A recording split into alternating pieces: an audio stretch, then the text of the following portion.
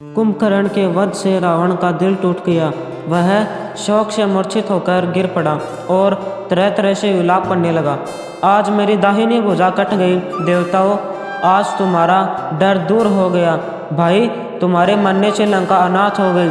संकट में अब मेरा कोई सहारा नहीं। त्रिलोकी विजयी रावण को विलाप करते देख त्रिशिरा, देवांतक, नरांतक आदि उसके पुत्र आ गए और रावण को ढांढस बंधाने लगे। वे बोले, आज्ञा दे तो हम अभी जाकर राम लक्ष्मण को पकड़कर आपके सामने ले आए। रावण ने उन्हें छाती से लगाकर आशीर्वाद दिया और अपने भाई महापार्श्व और महोदर के साथ अपने पुत्रों को युद्ध के लिए भेजा। अंगद नरांतक से भिड़ गया। नरांतक ने अंगद को छाती पर भाला मारा। भाला टूट गया। दोनों अब मूलयुद्ध करने लगे। नरांतक के मुक्के से अंगद को मूर्छा आ गई। फिर सचेत होकर उन्होंने नरांतक के हृदय पर ऐसा मुक्का मारा कि वह सदा के लिए सो गया। वह देवांतक, त्रिशृंग आदि सब राक्षस अंगद पर एक साथ टूट पड़े। अंगद को गिरा हुआ देखकर हनुमान और नील दौड़े आए। हनुमान ने देवांतक को मार डाला और नील ने महोदर को। फिर हनुमान ने त्रिशिरा का भी काम तमाम कर दिया। अब महापार्श्व बच रहा। वानर ऋषभ उससे जाकर भिड़ गया और थोड़ी देर में ही मुक्के से उसे मार डाला। अब अतिकाय नाम का राक्षस युद्ध के लिए आया। उसका शरीर कुंभकर्ण के समान विशाल था। ब्रह्मा को प्रसन्न कर उससे कई वरदान ले लिए थे। वानर सेना ने भी समझा कि मरा हुआ कुंभकर्ण फिर लड़ने आ गया। वे डर के मारे भागने लगे। अतिकाय बिना बाण छोड़े रथ दौड़ाता हुआ श्री राम के पास पहुंचा और बोला, हिम्मत हो तो मुझसे युद्ध करो, नहीं तो चुपचाप लौट जाओ। मैं लक्ष्मण से नहीं लड़ूंगा, वह अभी बालक है। लक्ष्मण ने उसे ललकारा, पहले बालक से ही निपट लो। लक्ष्मण उस पर बाण चलाने लगे, परंतु अतिकाय पर उनका कोई असर नहीं हुआ। उसके दिव्य कवच से टकराकर वे व्यर्थ हो जाते। तब लक्ष्मण ने उसके घोड़ों और सारथी को मार डाला और रथ को तोड़ दिया। अपने तीखे बाण से अतिकाय ने लक्ष्मण का शत विक्षत कर दिया। स्वस्थ होने पर लक्ष्मण ने अनेक अनेक बाण छोड़े, पर अतिकाय का बाल बांका न हुआ। तब लक्ष्मण ने कोई चारा न देख अतिकाय पर ब्रह्मास्त्र चला दिया। अतिकाय का सिर कटकर अलग जा गिरा। राक्षस सेना भागकर लंका में घुस गई। इधर राम दल में लक्ष्मण की जय जयकार होने लगी। अपने वीर पुत्र और बंधु बांधवों को मारे जाने से रावण बिल्कुल हताश हो गया। वह यह भी सोचने लगा कि विभीषण का बात मान लेता तो यह दिन नहीं देखना पड़ता। उसे न अब राज्य को कामना थी और न सीता के प्रति आसक्ति। रावण का ज्येष्ठ पुत्र मेघनाद पिता के पास पहुंचा। रावण को तरह तरह से समझाकर उसने कहा, मेरे रहते आप क्यों चिंता करते हैं? 2 घड़ी के भीतर ही मैं राम लक्ष्मण को मारकर आपको सुखी बनाता हूँ। रावण की हिम्मत बंधी। उसने राक्षसों को आदेश दिया, नगर द्वारों की सावधानी से रक्षा की जाए। अशोक वाटिका का पहरा उसने और भी कड़ा कर दिया। दिव्य अस्त्र शस्त्र लेकर मेघनाद युद्ध के लिए चल पड़ा। मेघनाद का बल पाकर राक्षस सेना बड़े उत्साह से बंदरों पर टूट पड़ी। मेघनाद ने बाण वर्षा कर प्रमुख वानरों को घायल कर दिया। जो पत्थर और पेड़ उसके ऊपर वर्षाए जाते, उन्हें वह बीच में ही काट देता। उसने बढ़कर राम लक्ष्मण पर बाण वर्षा आरंभ कर दी। उसने ऐसी माया फैलाई कि कोई उसे देख नहीं सकता था। राम बाण चलाते तो कहा, राम लक्ष्मण को ब्रह्मास्त्र से मूर्छित कर मेघनाद लंकापुरी लौट गया। राम लक्ष्मण को मूर्छित देखकर वानर वीर घबराए।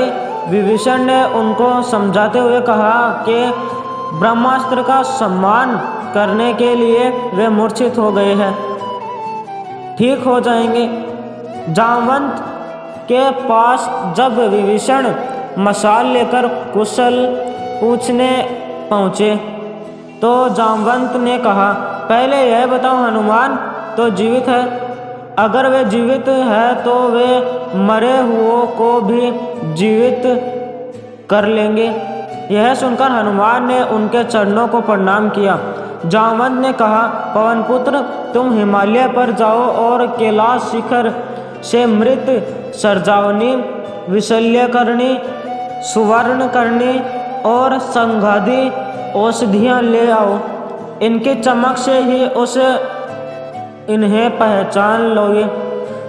तब राम लक्ष्मण और सब वानर स्वस्थ हो जाएंगे। हदूशान तत्काल एक ऊंचे पर्वत पर चढ़ गए। उन्होंने अपने पूंछ ऊपर उठाई, पीठ झुकाई, कान सिकोड़े और भुजाओं को आगे की ओर तथा जंघाओं को पीछे की ओर फैलाया और वे आकाश में उड़ चले। बात की बात में वे हिमालय के शिखर पर जा पहुँचे। उन्हें वहाँ अनेक औषधियाँ चमकती हुई दिखाई दी। जब वे बताए हुए औषधियों को न पहचान सके तो उन्होंने पर्वत शिखर को ही उठा लिया और पक्षीराज गरुड़ की गति से वे लंका जा पहुँचे। औषधियों को सुगंध से ही राम लक्ष्मण स्वस्थ हो गए। वानर वीरों के घाव भर गए और वे ऐसे उठ बैठे मानो सोकर उठे हो। वानर सेना नए उत्साह से भर गई। सुग्रीव को आज्ञा से वानर सेना ने रात में ही जलते हुए मसाले लेकर लंका पर दावा बोल दिया। द्वार रक्षक प्राण लेकर भागे। बंदरों ने लंका में घुसकर रावण के हाथीखानों और घुड़सवारों में आग लगा दी। अन्न के भंडारों में भी आग लगा दी। घर घर में आग लगा दी। आग की लपटें आकाश चूमने लगी। उनका प्रतिबिंब जो समुद्र में पड़ा तो वह भी लाल हो गया। वानर सेना के सामने जो भी पड़ा मारा गया। कंपन, प्रजंग, यूपाक्ष और कुंभ आदि राक्षस भी मारे गए। कुंभ को मरा देखकर उसका भाई निकुंभ सुग्रीव पर टूट पड़ा। तभी हनुमान आ गए। दोनों में भयंकर युद्ध हुआ। अंत में हनुमान ने गर्दन मरोड़कर उसे भी मार डाला। मार काट मचाकर वानर वीर अपने पड़ाव को लौट आए। अगले दिन रावण ने खर के पुत्र मकराक्ष को युद्ध के लिए भेजा। श्री राम और मकराक्ष का बाण युद्ध होने लगा। वे एक दूसरे के बाण काटकर अनायास ही गिरा देते। अवसर पाकर श्री राम ने मकराक्ष के धनुष को काट दिया और उसके रथ को नष्ट कर दिया। तब वह शूल हाथ में लेकर दौड़ा। राम ने उसे भी बाणों से काट डाला। अब वह निशस्त्र था। गुस्सा तान कर राम की ओर दौड़ा। राम ने उसके छाती में अग्नि बाण मारा। लोहे के किवाड़ के भांति उसका वक्ष फट गया। बची खुची राक्षस सेना लंका में घुस गई। अब रावण के पास एक ही वीर लंका में बचा था। वह था इंद्र को जीतने वाला मेघनाद। उसने मेघनाद को बुलाया और उसकी बड़ाई करके युद्ध के लिए भेजा। रण क्षेत्र में न जाकर मेघनाद अपनी यज्ञशाला में गया और होम करने लगा। देवदानवों को प्रसन्न कर रथ में बैठ वह युद्ध भूमि में आ गया। उस समय उसके मुख पर सूर्य के समान तेज था। मंत्र शक्ति से वह अदृश्य होकर बाण बरसा रहा था। राम लक्ष्मण का एक भी बाण उस तक न पहुंचता था। उसके पास से कोई आवाज भी न आती थी, इसलिए शब्द वेदी बाण भी उसका कुछ न बिगाड़ सकते थे। राम लक्ष्मण घायल हो गए और वानर वीर हताश। श्री राम के रोक देने से लक्ष्मण ने ब्रह्मास्त्र का प्रयोग नहीं किया। लंका के दुर्ग में घुसकर मेघनाद पश्चिम द्वार से फिर निकल आया। अब की बार उसके रथ में सीताजी बैठी दिखाई दी। मेघनाद ने म्यान से तलवार निकाली और रथ में बैठी सीता को बाल पकड़कर नीचे घसीट लिया और तलवार से उनका सिर काट दिया। तब उसने हनुमान से कहा, अपनी आंखों से देख लो, जिस सीता के लिए तुम लड़ रहे हो उसको मैंने मार दिया।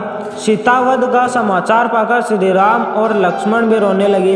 इतने में महात्मा विभीषण पहुंच गए। उन्हें मेघनाद की माया का पता था। उन्होंने कहा, रघुनंदन, जिस सीता का वध मेघनाद ने किया है वह माया की थी, हमारी देवी सीता न थी। उन्होंने यह भी बताया कि इस समय मेघनाद निकुंजिला देवी के मंदिर में यज्ञ कर रहा है। यदि उसका अनुष्ठान पूरा हो गया तो वह किसी के मारे न मरेगा। हे महाभाव, मेरे साथ लक्ष्मण को तत्काल भेजिए, जिससे हम उस यज्ञ से उठाकर युद्ध के लिए विवश कर दे। राम की आज्ञा पाकर लक्ष्मण युद्ध के लिए तैयार हुए। उन्होंने राम के चरण छूकर कहा, आज मैं आपकी कृपा से मेघनाद को अवश्य मार डालूंगा, कोई भी उसे न बचा सकेगा। वानर सेना के साथ विभीषण के पीछे लक्ष्मण चल दिए। वानर और भालू राक्षस सेना पर टूट पड़े। लंकापुरी में हाहाकार मच गया। निकुंभिला के सामने मेघनाद से तब न रहा गया। वह यज्ञ छोड़कर युद्ध के लिए चल दिया। लक्ष्मण विभीषण के बताए हुए स्थान पर बरगद नीचे मेघनाद के आने की प्रतीक्षा कर रहे थे। इतने में मेघनाद का रथ वहां आ गया। विभीषण को देखकर वह समझ गया कि लक्ष्मण को सारा भेद उन्हीं ने बताया है। वह विभीषण को बुरा भला कहकर लज्जित करने लगा। आप मेरे पिता के सगे भाई हैं, लंका में ही जन्म और बड़े हुए। आपको समझना चाहिए था कि अपने अपने ही होते हैं, दूसरे श्रेष्ठ होने पर भी अपने नहीं हो सकते। आप देशद्रोही हैं। आपके अलावा लंका का भेद जानने वाला वहाँ कौन था? आप ही लक्ष्मण को यहाँ ले आए हैं। लक्ष्मण और मेघनाद में युद्ध छिड़ गया।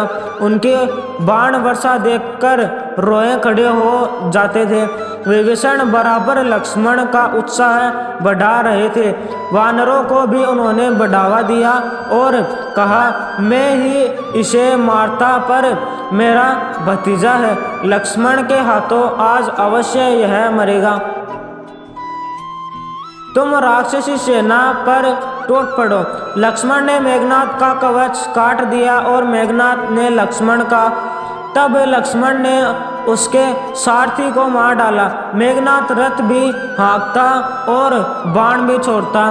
तब बंदर मेघनाद के रथ के घोड़ों पर चढ़ गए और घुसों की मार से उन्हें गिरा दिया। अब वह लंका से दूसरा रथ लाकर युद्ध करने लगा। लक्ष्मण ने मेघनाद के धनुष को काट दिया। उसने दूसरा धनुष उठाया। लक्ष्मण ने उसे भी काट दिया। तब वह तीसरा धनुष लेकर युद्ध करने लगा। वह अब हिम्मत हार रहा था। इतने में विभीषण ने अपनी गदा से मेघनाद के रथ के चारों घोड़ों को मार दिया। मेघनाद ने रथ से कूदकर विभीषण पर शक्ति प्रहार किया। लक्ष्मण ने उसे बीच में ही काट दिया। अब लक्ष्मण ने विश्वामित्र के दिए इंद्रास्त्र को धनुष पर रखा और कान तक खींचकर उसे छोड़ दिया। मेघनाद का सिर कटकर पृथ्वी पर गिर पड़ा। राक्षस सेना भाग खड़ी हुई। लक्ष्मण को आगे कर विभीषण श्री राम के पास पहुँचे और लक्ष्मण के पराक्रम की बात उन्हें बताई। श्री राम ने लक्ष्मण को गले से लगा लिया और उनकी प्रशंसा की। श्री राम बोले, अब हमारी विजय निश्चित समझो। लंका का असली योद्धा मारा गया। वानर सेना में लक्ष्मण की जय जयकार होने लगी। वीडियो अच्छा लगा हो तो लाइक करें, सब्सक्राइब करें और अपने दोस्तों में शेयर करें।